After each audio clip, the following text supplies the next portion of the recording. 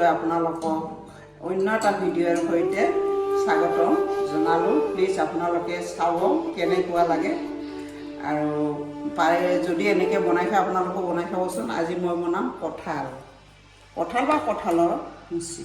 এয়া গেছটো জ্বলাই লৈ মই প্ৰেছাৰটো গৰম হ'বলৈ দিলোঁ।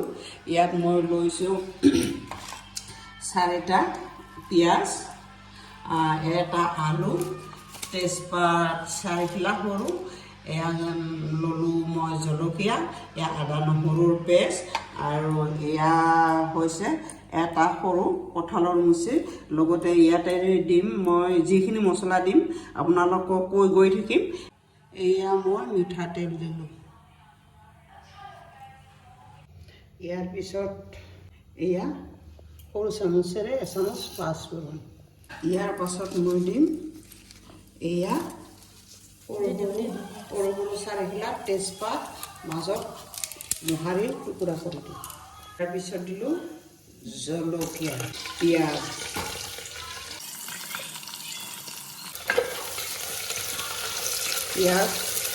সাধাৰণ ব্ৰাউন হোৱালৈকে পিঁয়াজখন ভাজিম। অন্যফালে মই আজিও দাইল বইল দিম। ইয়াত দিলোঁ পানী, ইয়াত দিলোঁ মই আদা, ইয়াত দিলোঁ মই কেঁচা জলকীয়া। ইয়াৰ পিছতে পানীখিনি গৰম হোৱালৈকে মই নিমখ এচামুচ সোৱাদ অনুযায়ী দিম। এইফালে পিঁয়াজ চাম,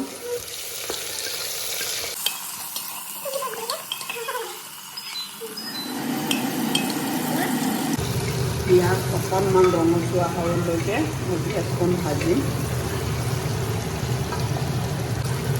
একেবাৰে সহজ পদ্ধতি।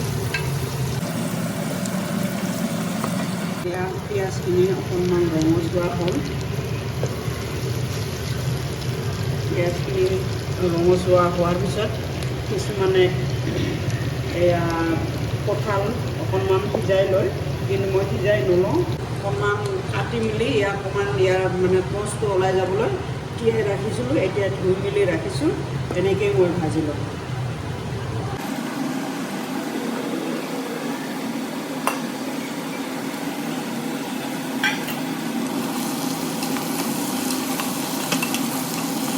মাংসৰ নিচিনাকৈ ইয়াক লৰাই ভাজি থাকিম আৰু ইয়াত দিবলগীয়া আটাইবোৰ বস্তুত এটাৰ পিছত এটা দি যাম।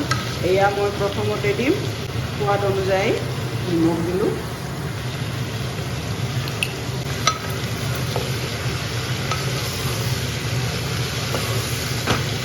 এয়া মৰহি গৈ থাকিব, কমি গৈ থাকিব। ইয়াৰ পাছত এটা বস্তু ইয়াত দি থাকিম। পানী গৰম হ'ল, ইয়াতে মই গাজৰ কেইপিচমান দিম। লগতে ইয়াত আছে পিঁয়াজ, কাটি থোৱা পিঁয়াজ, এয়াও দিছোঁ। এই আটাইখিনি বস্তু এবাৰমান উতলিবলৈ দিম, কাৰণ দাইল সিজোতে ইমান টাইম নালাগে। আকৌ বিলাহীখিনি আগতে দিলে অন্য বস্তুবোৰ অকণমান সিজিবলৈ টান পায়। সেয়েহে এইকেইটা বস্তু 1 উতল বা 2 উতল অকণমান সিজিবলৈ দিম। ইয়াত ঢাকনি দি থ'লোঁ। এইফালে মোৰ কঁঠাল লৰাই আছোঁ। যে হ'লেও অকণমান কমি গ'ল। এতিয়া ইয়াতে দিম মই আলু কেইপিচ,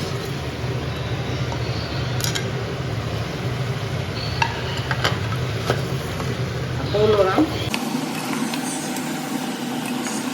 এয়া 2 কাপ চাহ দিওঁ। আমাৰ এই যে অকণমান বাৰীত কাম কৰিলে, এতিয়া চাহ খাম বুলি কৈছে, গতিকে চাহকণো ইয়াতে পাতি দিলোঁ। এয়া কমি গৈ আছে, ভজা খুৱাই আছে আৰু এইবোৰ লৰাবোৰো জোৰ হৈ আছে, কমি গৈ আছে। এতিয়া মই ইয়াতে দিম হালধি দিম।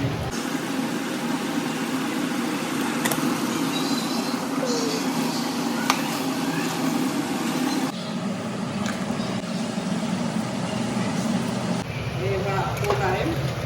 এতিয়া চাহপাত চেনি দিলোঁ, এইফালে এইখিনি লৰাই দিলোঁ আৰু ইয়াতে কৰি দিম এতিয়া আদা নহৰু পেষ্ট।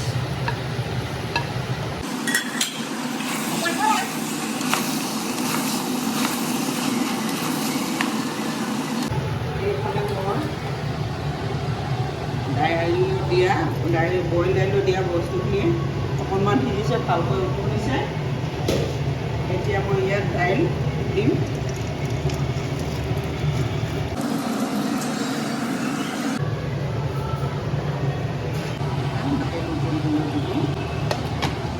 এয়া আদা নহৰু দিয়া হৈ গ'ল। ইয়াৰ পিছত মই বাকী মছলা যিখিনি আছে সেইখিনি এটাৰ পিছত এটা দি যাম। এয়া মই দিম জিৰা পাউডাৰ। জিৰা পাউডাৰ মানে মই ঘৰতে গুড়ি কৰি ৰাখিছিলোঁ। এয়া দিম মই ধনিয়া পাউডাৰ, এয়াও ঘৰতে গুড়ি কৰা।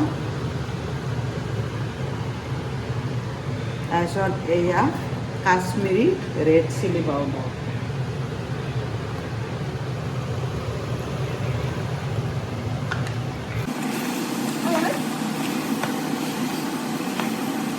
মছলাখিনি অকণমান দেৰিকৈ দিওঁ, নহ'লে মছলাবোৰ লাগি ধৰে। বস্তুখিনি ভাজি ল'ব লাগে। ইয়াৰ পিছতে লগতে ইয়াতে খুন্দি ৰখা ইলাচি পাউডাৰ,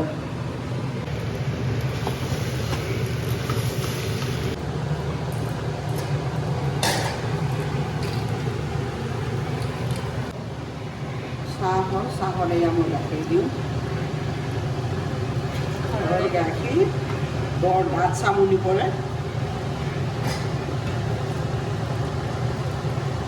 3 কাপ চাহত একাপ গাখীৰ। এয়া মোৰ পচন্দৰ তৰকাৰী ভাজি আছোঁ আৰু ভাজিব লাগিব চেম মাংসৰ নিচিনাকৈয়ে।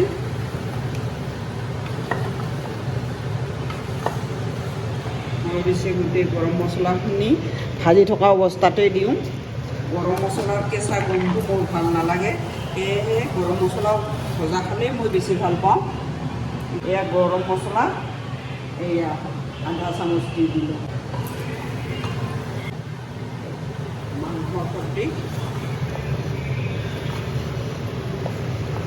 কঁঠাল সিজাই ল'ব নালাগে, এনেকৈ ভাজ খালে সোৱাদটো বেছি পাওঁ।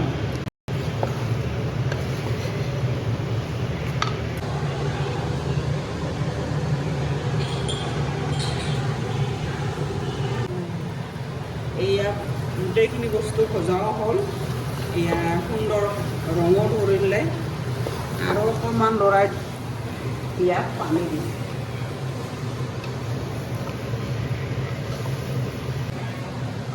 পানী খুব বেছি নহয়, অকণমান, যিহেতু আমাৰ দাইল আছে।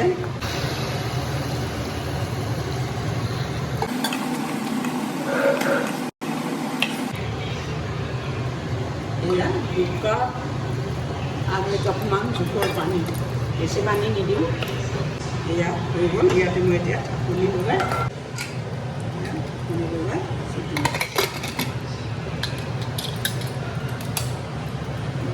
এইফালে দালি উতলি আছে, দালি নাই হোৱা, দাইল বৰ সিজক। বিলাহী কেতিয়া দিব? অকণমান দাইল সিজক। এয়া টাবতে কিবাকিনি লগাই ৰাখিছোঁ। এয়া মোৰ পুদিনাৰ পাত আছে, মাজে মাজে চাটনি খাওঁ। পুদিনাৰ পাত আছে, এয়া নগা ধনিয়াৰ পাত। আজি দাইলত দিবলৈ 2 খিলামান, দাইলত দিবৰ কাৰণে 2 খিলামান ছিঙি লৈ যাম। এয়া হৈছে পুদিনা। এয়া ধনিয়াৰ পাত দি দিওঁ। এয়া কঁঠালৰ তৰকাৰীয়ে 5টা চিটি মাৰিলে লগে লগে মই বন্ধ কৰি দিলোঁ। এইফালে মোৰ দাইল হৈছে, লগৰ দিয়া বস্তুবোৰো সিজিছে, গতিকে মই এইবাৰ দিম বিলাহী দি দিম।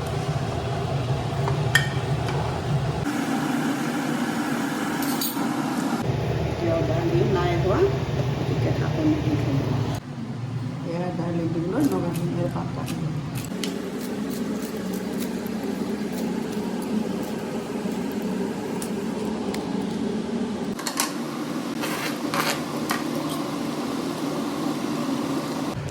এয়া দালি বইল মোৰ হৈ গ'ল, ৰং বিৰঙৰ দালি বইল। কিন্তু ইয়াত মই অকণমান কেঁচা তেল ওপৰত পেলাই দিম।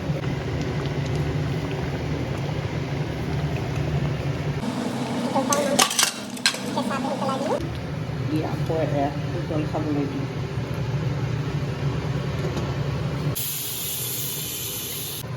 এয়া হৈ গ'ল।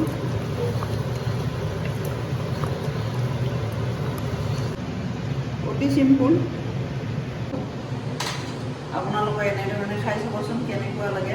যদি মোৰ এই তৰকাৰীখন বনোৱা পদ্ধতিটো ভাল লাগিছে তেনেহ'লে আপোনালোকে মোৰ পেজটো লাইক কৰিব, কমেণ্ট কৰিব ভুলফুলে। আৰু যদি আপোনালোকৰ ওচৰতো কিবা বেলেগ পদ্ধতি আছে ক'বচোন, বেলেগ ধৰণৰ বনাই খাম। মই দাইল এনেকৈ পদ্ধতিৰে এই ধৰণে ৰং বিৰঙৰ হিচাপে মই দাইল